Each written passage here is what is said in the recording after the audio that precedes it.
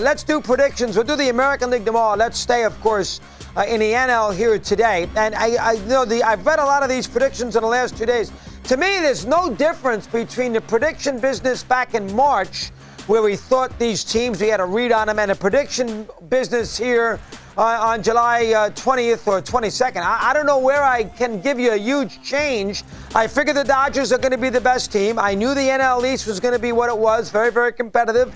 And then the Marlins, and I figured the NL Central would have a lot of mediocrity with a lot of teams, right in the middle. And in the NL Central, if you look at over-unders for the year, right this second for the 60 games, 4 of the 6 teams are between 30.5 and 32.5. That's all you need to know. So I don't know what has exactly changed in the last 4 months besides predicting a virus. Now, I can't predict that, nor anybody can. And, who knows when this thing, if it attacks or if it, hurts a team, who knows? Let's put that aside for a sec, and let's assume most of the players on the road, all of them, follow protocol and, don't go out there and do something silly to get the whole team sick. So from that standpoint, I don't think anything has changed that much from March. The Dodgers are the best team. I don't think anybody, they lost David Price, so that has changed, and they're going to miss him. But the Dodgers are the best team. New York Post today, the 6 guys who made the predictions, every single one of them picked the Dodgers to win the National League pennant. So that's all you need to know about the Dodgers. They sent Lux down. They got more depth than they know what to do with.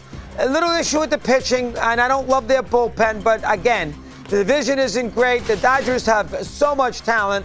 And they're very interchangeable. The Dodgers are an excellent team. Now, they got to get, that big bullseye off their back and win a championship. How we're going to view a championship in October remains to be seen, whether that breaks their long 1988 slide or not. But the Dodgers are the best team going in here in these 60 games. You'd be nuts not to think they're going to make the postseason.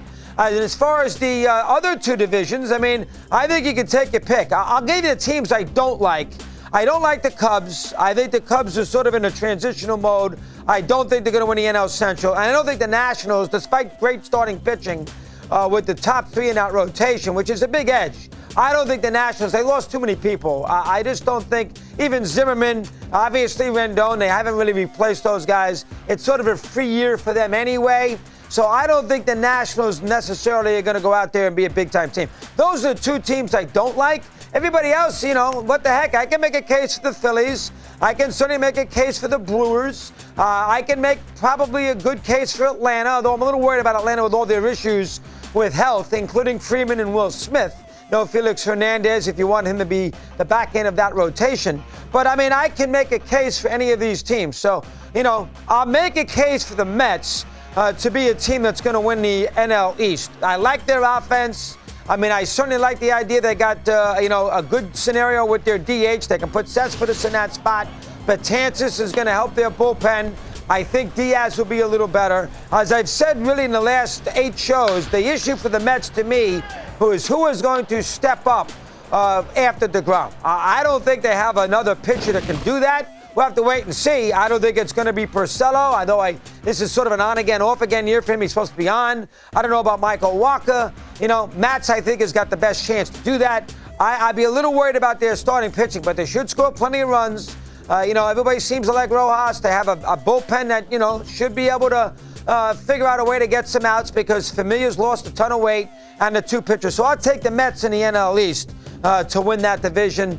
And I'll stick with the Cardinals in the NL Central. I am going to stay away from trendy teams. I don't like trendy teams. I got to see these teams deal with some adversity before I run to them. So that means I'm getting away from the Reds. Moustakas, I understand. I know they got Castellanos. They have good starting pitching. I get it. But I'm staying away from Cincinnati because everybody in the world's going to pick them. They love their schedule. Games against Detroit early in the year, get them off to a good start.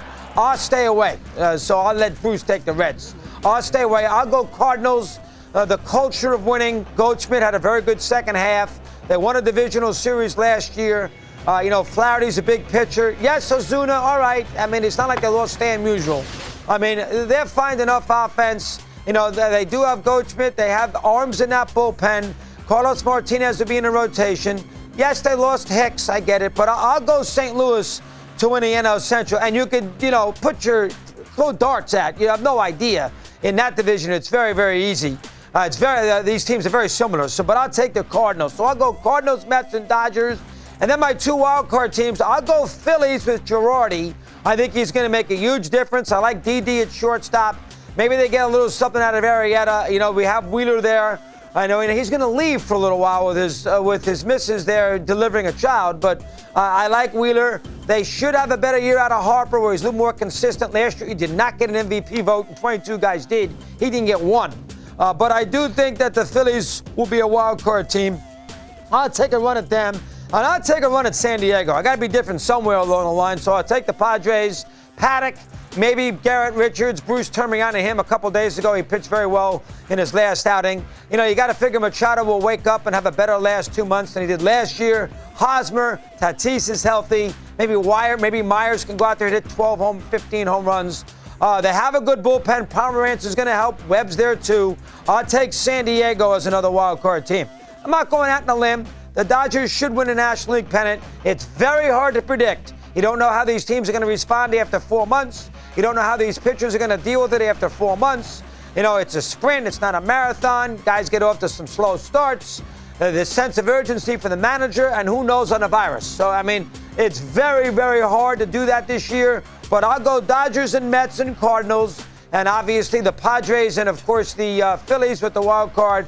And I'm not going to be different. I'll take L.A. to win a National League pennant. That's where we begin on this busy afternoon. Here's Bruce Schein. Bruce, be a little different and go out on a limb. Let me hear your thoughts. Well, first things first, you know, it's very interesting off your opening remarks, and you peruse all these periodicals, and you're right, there isn't any difference in the prognostications from March to now on who's going to do what. You asked this question of, well, whose chances are markedly improved in a 60-game versus 162-game season, and apparently everybody thinks 0. So perhaps that's the case. I've identified a couple teams like the Blue Jays and the Padres, but I guess that remains to be seen. I think there are 3 teams in the NL West that fit firmly into the much better than we think category. Don't get me wrong. They're not going to challenge the Dodgers. The Dodgers aren't a regular season story. They're a theme for October.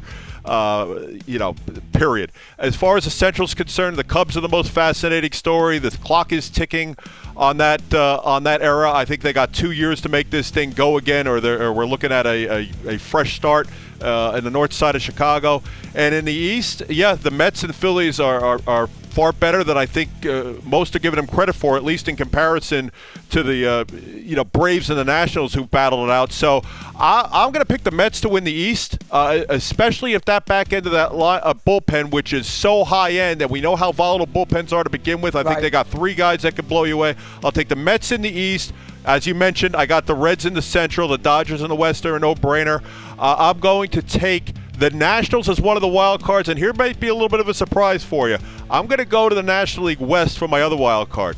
I'm going to pick the Arizona Diamondbacks. I like what they've done in the offseason. That offense is far better than you might think. They have one of the best players in the game that nobody ever talks about, and Ketel Marte. That pitching is much improved. And I'm not just talking about Bumgarner. So I'm going to go for the Arizona Diamondbacks as my second wild card, and my picks you stand can pick on the them. merits. I have no problem with that. All your picks. You went trendy with the Reds, which I get, but no issues at all. Dodgers win the pennant? Oh, without a doubt. This is just a dry run towards October. I think there's a lot of truth to that.